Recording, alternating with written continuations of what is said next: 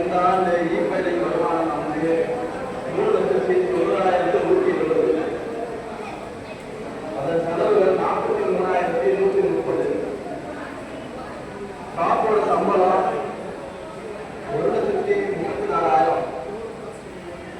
இப்ப இருக்கிற நம்ம கிட்ட இருக்கிற வருமானம் பார்த்தீங்கன்னா பேலன்ஸ் 2,13,570 இது வந்து நம்ம சங்கத்தோட ஈப்பேட்டை மூலமா கிடைச்ச நமக்கான வருமானம். இது வந்து நம்ம சங்கத்துக்கு நம்மளுடைய அக்கௌண்ட் மூலமா இருக்கு.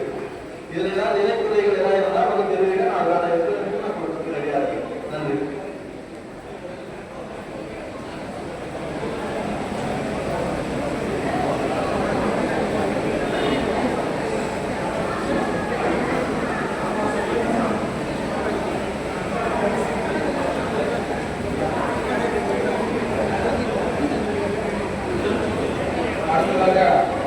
உறுப்பினர்கள் குடும்ப நலத்திற்கு இருப்பு தொகையை பற்றி செயலாளர் ஏ ஆபரகம் மற்றும் பொருளாளர் நல்லிமிடம் அவர்களை சமர்ப்பித்தார். நல்லிமிடம்.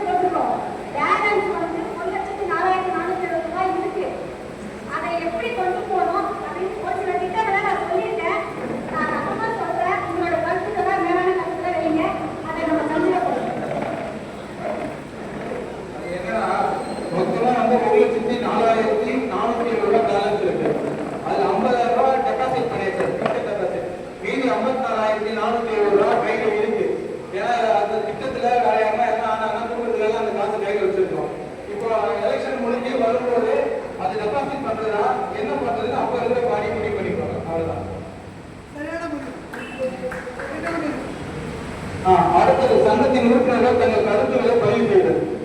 யாராவது இங்க வந்து மேடையில் வந்து அவங்க கருத்துக்களை தாராளமாக சொல்லலாம். வாங்க ஒவ்வொருத்தரும் வாங்க.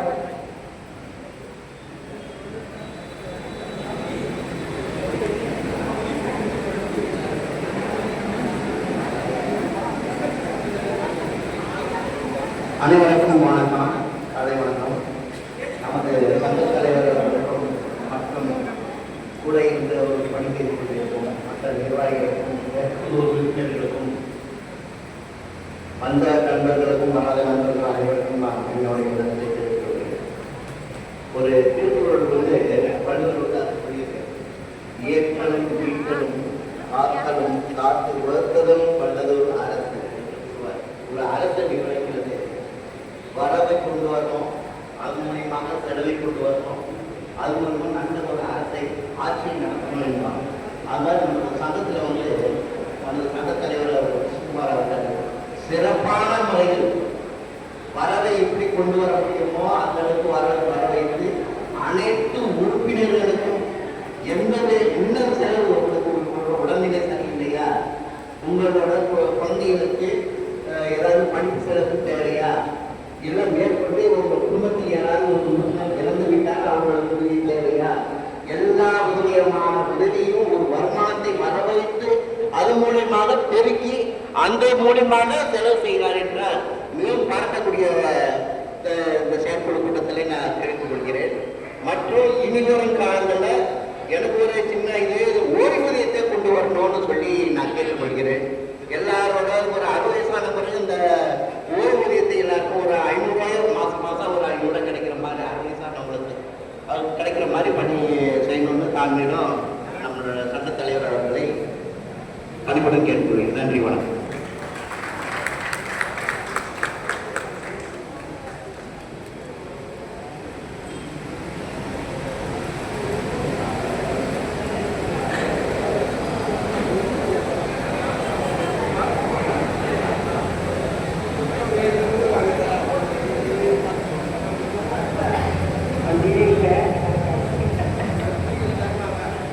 அனைவருக்கும் வணக்கம். ஒரு நம்ம அசோசியேஷன்ல ஒரு பூஜை ஆகும்போது நான் ஒண்ணுமே கேட்கல, ஒரு விளக்கு தேய்க்கக்கூடாதான்னு கேட்டேன். அதுக்கு யாரோ ஈஸி வந்தார் சொன்னாரா, இவங்களுக்கு என்ன ரைட்ஸ் இருக்குதுன்னு கேட்டாலும் ரைட்ஸ் இல்லாம இவங்க உள்ள வந்துட்டாங்கன்னு எனக்கு தெரியல. எங்க வீட்டுல இருக்கிற பூஜை சாமான தேய்க்க சொன்னா இல்லை எங்க வீட்டுல கழுவு பண்ணலாம்.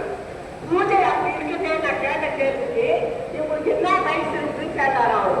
அதை பத்தி எனக்கு ஒண்ணுமே தெரியல. அதை பத்தி தலைமுறையில கேட்டேன்.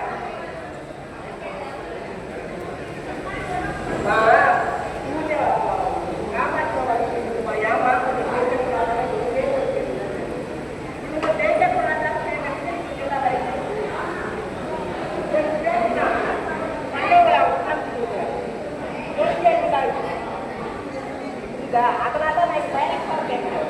யாரும் சவால் கேட்கிறேன். சவால் கேட்கிறேன். அது என்னன்னா இல்லப்பா, நான் ஒண்ணுதான் கேட்டேன். நான் ஒண்ணு தப்பாவே கேட்டீங்க.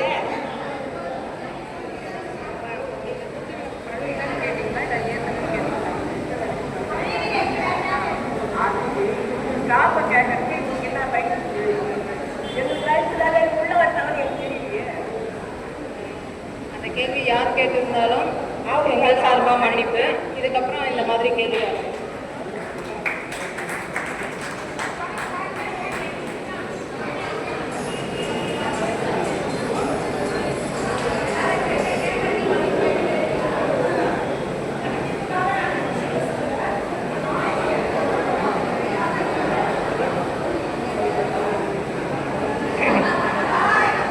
ஹலோ,